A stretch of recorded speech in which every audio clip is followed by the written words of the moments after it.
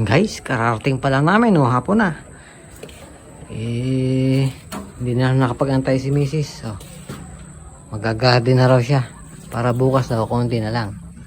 Ayan, bumili kami ng garden soil. Tsaka yung brown na yan guys ay yung natunaw na doon sa galing sa ating babuyan. Ito yung natunaw na rice hull.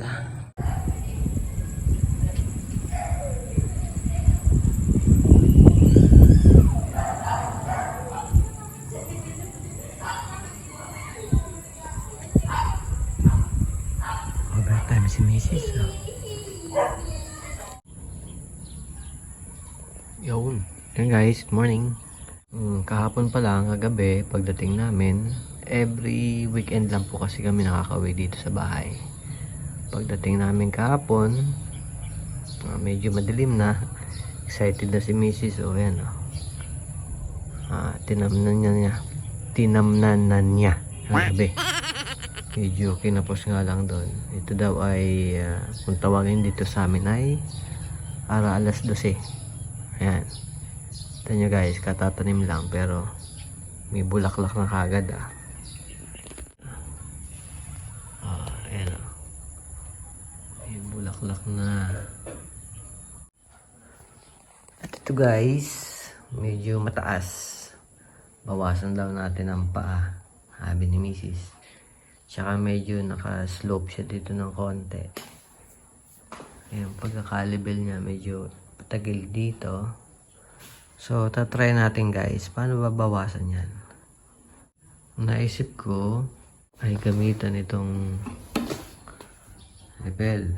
Taob natin, tapos kunin natin yung height, tapos lilibilin natin yung paa para kahit paano pantay ang tabas. Ang gusto ni Mrs. ay ipares ko doon sa isa naming center table ang height. So, sukatan po natin siya. Yung table namin isa is 17 inches.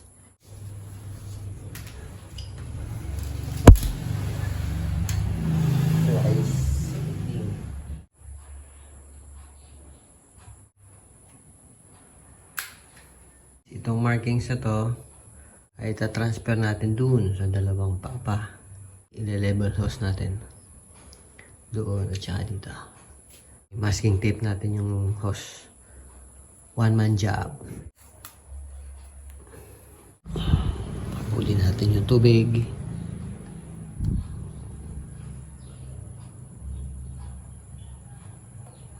Ayan. Gawin na natin. So, dito siya.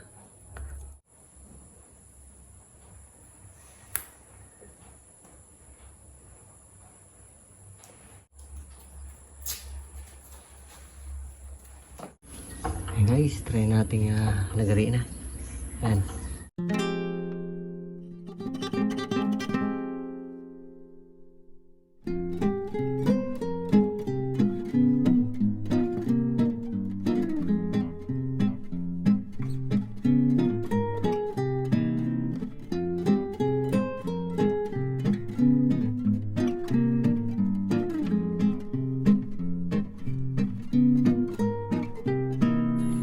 Guys, dito natin nilagay sa entertainment room itong ating isang center table.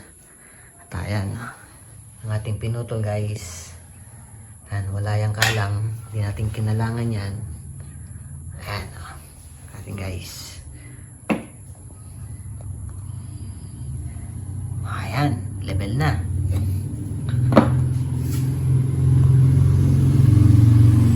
Ayan, level na guys.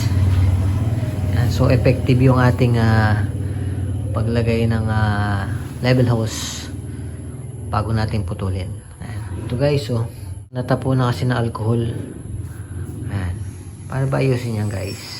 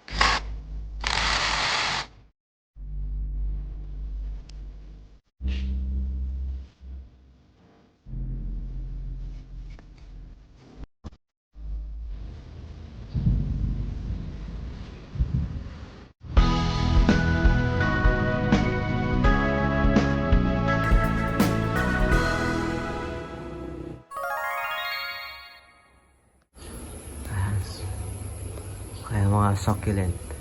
Diba yan yung project natin na nakaraan? Yan yung succulent stand. Nilagay na natin yan. Diba? Tapos yun, mamaya ayusin ko. Yung hose, lagyan natin ng elbow doon para hindi naka-bend. Para walang tension. Saka para maayos na rin. Yan. Next time guys, ito naman pagpa-plaster. Aralin natin mag-plaster guys kung paano. Subok lang. Try lang. Ayan. Bait talaga yun. Si Lab yan, oh. Labrador yan. Manganak na siya. Laki, di ba?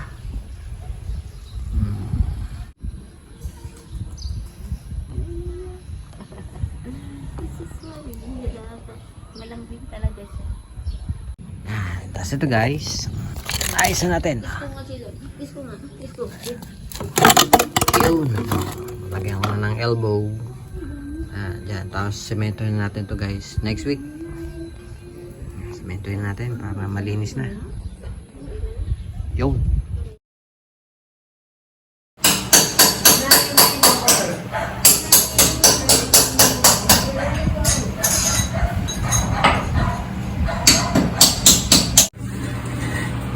Ano po? Karayuan ko? Ayun, sir.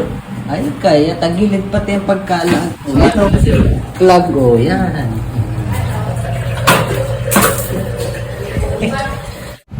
Guys, oh, pagka-set up nila ng bowl, supply, malayo sa butas, yung butas itong bowl natin. Kaya nagka-clog.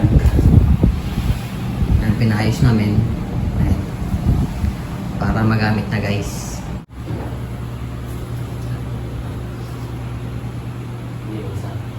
Sabi na 0-0 ang pagkakagod.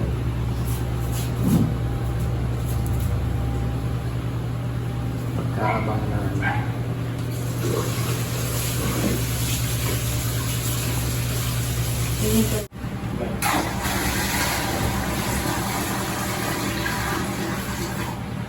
ayan sila kuya, oh. Sila nag-repair nung ayan, problematic kami dyan dati. Hindi bumababa yung tubig. Ayan, tinawag namin sila kuya. Ito sila. Kung kailangan nyo guys ng service ng plumbing. Ayan. Ayan, anong number nyo po? Ito, sir. Ayan. Okay, guys, screenshot nyo na lang yung number. Ayan, kontakin nyo lang sila guys. Kailangan nyo ng servisyo ng plumbing. Ayan. Or sanitary. Ito yung turnover sa atin ng deka.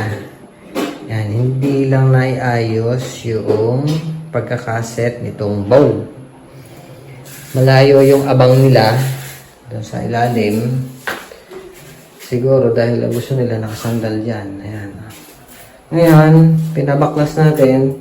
Kasi ang concern namin is hindi bumababa. Pag ginamit nyo guys, makakailang flash ka, makakapito, 8, bago niya tuluyang maitulak yung ating something. Ayan. So, sayang naman sa tubig. So, in case na may bisita kayo, halimbawa, at gumamit nito, nakakahiya, di ba? So, pinayos natin, nakita natin yung problema. Hindi naka-center yung abang niya dito sa bowl. Ayan, kita niyo yung pagkaka-diferensya. Ayan, o. Ito, o. O, ayan, o. Ayan, o. Malayo. Tapos dito ngayon, na-center na nila yan. Ayan, akawang naman.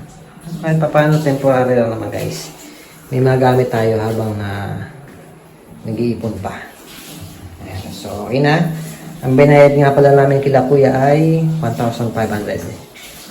In case na gusto niyo magpagawa ng plumbing or sanitary lines, pipes, yan. Lagay ko na lang po yung contact number nila dito sa description box. Yan, madali naman po silang kausap at very professional. Yan.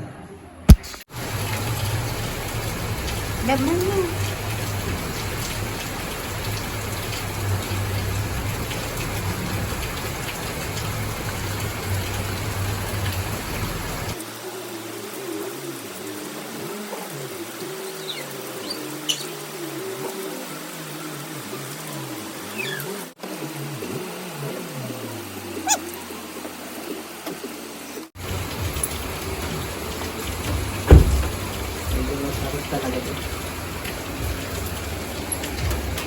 May bisita kami.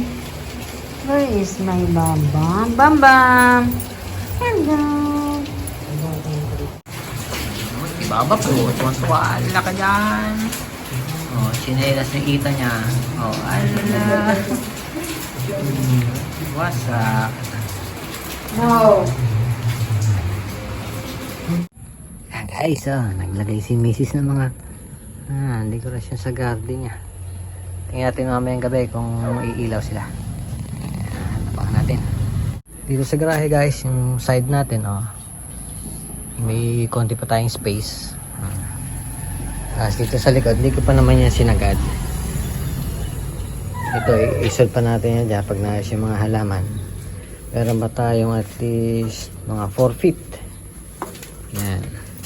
Tapos dito, may access tayo pag bababa. May access pa naman tayo dyan. Next week guys, ayusin natin yung plaster, tsaka lagay tayo ng poster ron sa kanto. Tsaka yung kanto doon. Poster na natin. Tapos, lagyan natin guys ng net. Para hindi naiinitan yung ating sasakyan. Para hindi mag-fade yung pintura niya pag nandito kami. Ayan. Ayan guys Ito yung ating view sa taas. Ayan, may konti tayong space dyan. Sa kabila. Konti lang space natin. Parang hindi siya masyadong madumi. Binigyan kami ni Ate Pepay ng lumpia. Oh, thank you po. Kay Ate Bebot, kay Ate Pepay. Ayan guys. May ilaw na yung mga garden lantern ni Mrs.